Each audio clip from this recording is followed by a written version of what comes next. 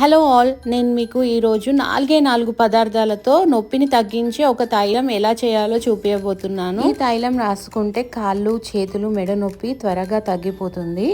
దానికోసం ముందుగా ముద్దకర్పూరము, పచ్చకర్పూరము, ఓమ పువ్వు, పుదీనా పువ్వు ఇవన్నీ సమానంగా తీసుకోవాలి. నేను 20 గ్రామ్స్ అన్నీ సమానంగా తీసుకున్నాను. ఈ 4 పదార్థాలు తీసుకొని ఒక గ్లాస్ జార్లో వేయాలి.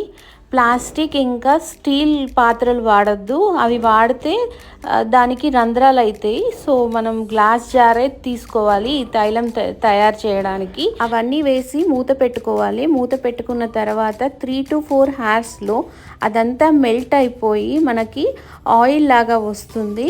మొత్తం మెల్ట్ అయి తైలం లాగా రెడీ అయిపోయింది. మనకి ఈ తైలం మనకి పెయిన్ రిలీఫ్ ఇస్తుంది. దాంతోపాటు జలుబు వచ్చినప్పుడు ముక్కుకు, ఛాతీకి రాసుకుంటే త్వరగా తగ్గిపోతుంది.